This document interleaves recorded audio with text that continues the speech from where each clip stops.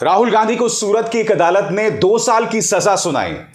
अब उस सजा के खिलाफ अपील करने की ज्यादा चिंता भारतीय जनता पार्टी को है, राहुल गांधी को नहीं है। आपने देखा होगा दोस्तों, चाहे अपने सोशल मीडिया हैंडल्स के जरिए हो, चाहे संसद के अंदर हो, चाहे न्यूज चैनल के डिबेट्स में हो, तमाम बीजेपी के प्रवक्ता क्या कह रहे हैं? सभी ये कह रहे हैं कि राहुल गांधी अपनी सजा के खिलाफ अपील क्यों नहीं करते। और बात वहां नहीं रुकती है। इनका जो पूरा पालतू मीडिया है वो एक प्रोपेगेंडा चला रहा है कि राहुल गांधी सजा के खिलाफ अपील क्यों नहीं करते। राहुल गांधी अपील इसलिए नहीं कर रहे हैं, नंबर 1, भारतीय जनता पार्टी को लग रहा था कि जेल की सजा से वो डर जाएंगे, बौखला जाएंगे, हिल जाएंगे और फिर वो इसके खिलाफ तुरंत अपील कर देंगे। ऐसा हुआ नहीं। राहुल गांधी तो कह रहे हैं कि आप मुझे हमेशा के लिए बर्खास्त कर दो। याद है, उन्होंने बाकायदा प्रेस कॉन्फ्रेंस करके ये बात कही थी। तो राहुल गांधी तो बिल्कुल नहीं डर रहे हैं और राहुल गांधी इस मौके का पूरा राजनीतिक फायदा उठाना चाहते हैं। राहुल गांधी जानते हैं कि जैसे जैसे कर्नाटक का चुनाव करीब आएगा, और अब सिर्फ 1 महीने का वक्त बचा है क्योंकि आप जानते हैं 10 मई को वोट डाले जाने हैं। जैसे जैसे कर्नाटक का चुनाव आएगा और जैसे जैसे राहुल गांधी को सजा दिए जाने का मामला उग्र होगा, बड़ा होगा, तो स्वाभाविक सी बात है कि राहुल गांधी के जो समर्थक हैं वो और लामबंद होंगे, कांग्रेस का जो सपोर्टर है वो और लामबंद होगा, और वो लोग जो अभी इनडिसाइसिव हैं या जिन्होंने कोई फैसला नहीं किया है वो लोग कहेंगे कि देखिए राहुल गांधी ने कहा क्या, जिसके चलते उन्हें 2 साल की सजा मिल गई, उनके संसद की सदस्यता खारिज हो गई और उसके चलते कांग्रेस को वोट्स के जरिए इसका फायदा होगा। यह भारतीय जनता पार्टी का बुरा ख्वाब है।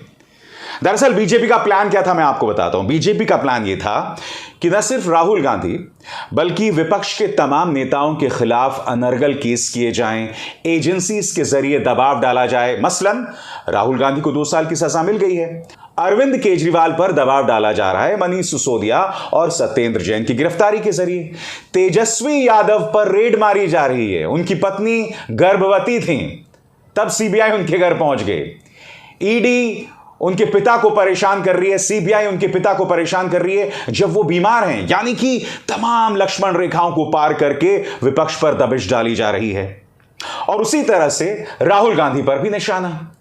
तो भारतीय जनता पार्टी का मकसद साफ है, वो चाहते हैं कि इन एक्शंस के जरिए विपक्ष दबाव में आ जाए और समानांतर तौर पर विपक्ष पर इतने मुकदमे किए जाएं कि वो लोग बौखला जाएं, वो लोग कोई एक्शन ना कर पाएं और इन्हीं चीजों में फंसकर रह जाएं और चुनावी प्रचार के लिए वक्त नहीं निकाल पाएं। मैं आपको 2 खबरें देता हूं दोस्तों।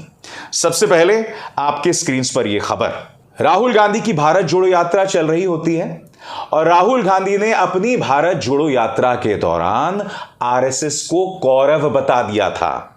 अब खबर क्या आ रही है दोस्तों, पढ़ के सुनाना चाहता हूं। आरएसएस को 21वीं सदी का कौरव बताकर फंसे राहुल गांधी, दर्ज हुआ मानहानि का केस। अब यह मामला क्या है मैं आपको पढ़ के सुनाना चाहता हूं। कांग्रेस नेता राहुल गांधी की मुश्किलें कम होती नजर नहीं आ रही। मोदी सरनेम को लेकर दिए गए बयान पर बवाल अभी खत्म नहीं हुआ था कि उनके एक बयान ने उनके लिए मुसीबत खड़ी कर दी है। यह बयान उन्होंने भारत जोड़ो यात्रा के दौरान दिया था। उनके इस बयान के खिलाफ मानहानि का केस दर्ज किया गया है। दरअसल जनवरी में भारत जोड़ो यात्रा के दौरान राहुल गांधी ने राष्ट्रीय स्वयंसेवक की तुलना कौरवों से की थी और उसे 21वीं सदी का कौरव बताया था। मानहानि का यह केस हरिद्वार कोर्ट में दर्ज हुआ है और यह किसने दर्ज किया है, गौर कीजिएगा। वकील अरुण भदौरिया ने कमल भदौरिया की ओर से शिकायत की है। कमल भदौरिया एक आरएसएस वॉलंटियर रह चुके हैं। बड़ा प्रश्न यह कि क्या कमल भदौरिया आरएसएस की नुमाइंदगी करते हैं? क्या वो सरसंघ चालक हैं? क्या वो आरएसएस हैं? वॉलंटियर हो सकते हैं, मगर क्या वो ये प्रमाणित कर सकते हैं कि वो आरएसएस की नुमाइंदगी करते हैं? बिल्कुल नहीं। बिल्कुल उसी अंदाज में जैसे पूर्णेश मोदी, जिन्होंने मोदी सरनेम को लेकर राहुल गांधी पर केस किया था, वो ये प्रमाणित नहीं कर सकते कि वो पूरे मोदी सरनेम के जो लोग हैं उनकी नुमाइंदगी करते हैं। अब ये केस कर दिया है, हरिद्वार केस में कर दिया गया है। हरिद्वार यानी उत्तराखंड, उत्तराखंड यानी भाजपा की सरकार। बात यहां नहीं रुकती दोस्तों, अब ये एक और खबर देखिए। दरअसल मैं आपको यह बतलाने की कोशिश कर रहा हूं कि किस तरह से राहुल गांधी नहीं, विपक्ष के नेताओं को अगले एक साल में अलग अलग केसेस में फंसा कर रखा जाएगा। यह देखिए, राहुल गांधी की परेशानी नहीं हो रही कम, मोदी सर ने मामले में पटना से भी समन, कोर्ट ने कहा हाजिर हो। इत्तेफाकन ये दोनों खबरें गोदी मीडिया टीवी 9 की है, इसलिए आप देख रहे होंगे भाषा किस तरह की है। खबर क्या कहती है? राहुल गांधी के खिलाफ सुशील मोदी ने पटना के एमपी एमएलए कोर्ट में यह मामला 2019 में दर्ज कराया था। सुशील मोदी ने आरोप लगाया था कि राहुल गांधी ने सारे मोदी सरनेम वाले चोर हैं कहकर पूरे समुदाय का अपमान किया। खबर क्या कह रही है? गुजरात के बाद अब पटना की एक अदालत ने इस मामले में राहुल गांधी को समन किया है और उन्हें 12 अप्रैल को हाजिर होने को कहा है। 12 अप्रैल को। अप्रैल का महीना राहुल गांधी के लिए बहुत अहम है दोस्तों। जहां पटना की कोर्ट में उन्हें हाजिर होना है, हरिद्वार के कोर्ट में से भी उन्हें समन मिलने वाला है। उसी तरह से 22 अप्रैल को लोकसभा अध्यक्ष ओम बिरला का फरमान है कि वो 12 तुगलक रोड का अपना जो बंगला है वो खाली कर दें। ये सब चीजें क्या बतला रही हैं कि राहुल गांधी को अगले एक साल में कई केसेस में फंसा कर रखा जाएगा। मगर हां, भारतीय जनता पार्टी को इस बात का डर है कि राहुल गांधी इसका फायदा राजनीतिक तौर पर ना उठा सकें। उन्हें इस बात का भी डर है कि अगर राहुल गांधी जेल चले गए तो इस सहानुभूति से कहीं कांग्रेस को फायदा ना हो जाए। तो इस ऊहापोह में इस वक्त भारतीय जनता पार्टी है। इस दोहरे दिमाग में वो घूम रही है, फिर रही है।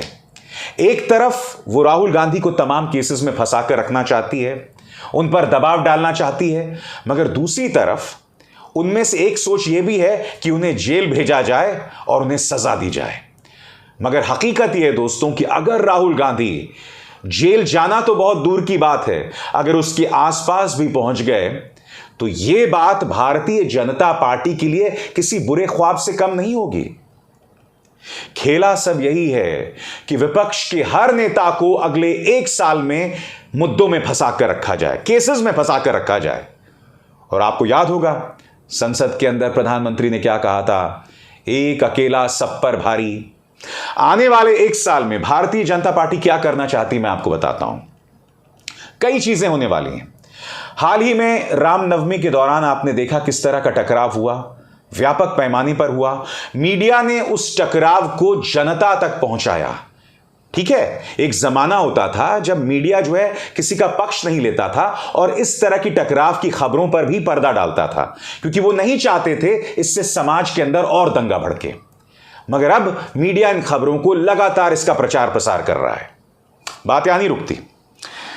अगले एक साल में यह जो तापमान है उसे बनाए रखा जाएगा। फिर साल के अंत में राम मंदिर के कपाट खुलने वाले हैं जनवरी में, और दिसंबर में जैसा कि आप जानते हैं कि राजस्थान, छत्तीसगढ़, मध्य प्रदेश में चुनाव है। तो एक तरह से धर्म हिंदू मुस्लिम राजनीति पर तनाव और तापमान को बदस्तूर बनाए रखा जाएगा। एक बात यह, दूसरी बात, भ्रष्टाचार को लेकर इसी तरह से केसेस किए जाएंगे राजनेताओं पर।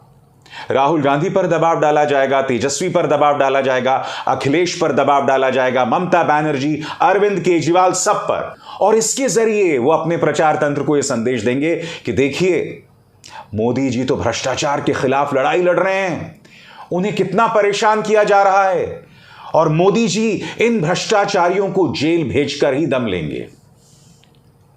यह बात अलग है दोस्तों कि मोदी जी अडानी मुद्दे पर जेपीसी कराने से डरते हैं।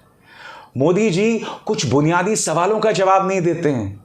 Modi ji secret electoral bonds पर कुछ नहीं कहते हैं। दोस्तों, कांग्रेस कुछ सवाल पूछ रही है और वो सवाल मैं आपके सामने रखना चाहता हूं। प्रधानमंत्री कभी भी अपना डिग्री का सर्टिफिकेट नहीं बताएंगे। प्रधानमंत्री यह नहीं बताएंगे कि पीएम केयर्स फंड, आपको याद होगा कोरोना के दौरान पीएम केयर्स फंड बनाया गया था, उसका पैसा कहां और कैसे खर्च किया जा रहा है, क्योंकि वो सूचना के अधिकार के अंतर्गत नहीं आता। प्रधानमंत्री यह नहीं बताएंगे कि इलेक्टोरल बॉन्ड्स यानी सीक्रेट चुनावी चंदा भाजपा को कौन दे रहा है, कितना दे रहा है। प्रधानमंत्री ये कभी नहीं बताएंगे कि जिन विदेशी फर्जी कंपनी यानी फॉरेन शेल कंपनीज के जरिए अडानी को 20,000 करोड़ रुपए पहुंचा, वो किसका पैसा है। ये अहम सवाल हैं जो विपक्ष पूछ रहा है, इसके जवाब देने चाहिए, मगर इन सवालों का कभी जवाब नहीं दिया जाएगा। और सबसे दुख की बात, जब ये सवाल पूछे जाएंगे तो आपको देशद्रोही बताया जाएगा, आपको एंटी नेशनल बताया जाएगा। जब जजेस ये तमाम मुद्दे रखते हैं, सरकार से अपील करते हैं, तो हमारे लॉ मिनिस्टर उन्हें देशद्रोही बताते हैं, एंटी नेशनल बताते हैं। और फिर क्या कहा जाता है कि प्रधानमंत्री भ्रष्टाचार के खिलाफ मुहिम छेड़े हुए हैं। सीधा सा सवाल, जब कोर्ट ने अडानी की दोहरी जांच के आदेश दे दिए हैं, तो फिर जेपीसी के गठन को लेकर इतनी दिक्कत क्यों? और फिर भ्रष्टाचार विरोधी होने का स्वांग, उसका ड्रामा क्यों रचना? सिर्फ विपक्ष को भ्रष्टाचारी क्यों बताना, जब आपकी हरकतें बतला रही हैं कि आप खुद कुछ मुद्दों को नहीं छूना चाहते। क्योंकि अगर आपने उन मुद्दों को छुआ, यानी अडानी मुद्दे पर जांच बिठाई गई, निष्पक्ष जांच हुई, तो कई परतें खुल जाएंगी। इस प्लेन में बैठकर क्या क्या बातें हुई थी, वो बातें सामने आ जाएंगी। और जाहिर सी बात है, वो कोई नहीं चाहता। बीजेपी तो नहीं चाहती, विपक्ष चाहता है। तो रणनीति साफ है दोस्तों, अलग अलग केसेस में विपक्ष को फंसाकर रखा जाए, मगर एक धर्म संकट भी है कि अगर विपक्ष का कोई नेता जेल चला गया, बड़ा नेता जेल चला जाएगा, तो उसके बाद वोटों पर क्या असर पड़ेगा। तो लोगों को, विपक्ष के नेताओं को केसेस में फंसाकर रखा जाए, प्रधानमंत्री नरेंद्र मोदी की छवि को धर्म और भ्रष्टाचार विरोधी मुहिम के जरिए लगातार ऊंचा किया जाए, उसको लेकर एक भौकाल बनाया जाए, मगर जो असली सवाल हैं उनके जवाब न दिए जाएं। हकीकत यह है दोस्तों। अब इसार शर्मा को दीजिए इजाजत। नमस्कार। स्वतंत्र और आजाद पत्रकारिता का समर्थन कीजिए, सच में मेरा साथी बनिए। बहुत आसान है दोस्तों, इस ज्वाइन बटन को दबाइए और आपके सामने आएंगे ये 3 विकल्प, इनमें से एक चुनिए और सच के इस सफर में मेरा साथी बनिए।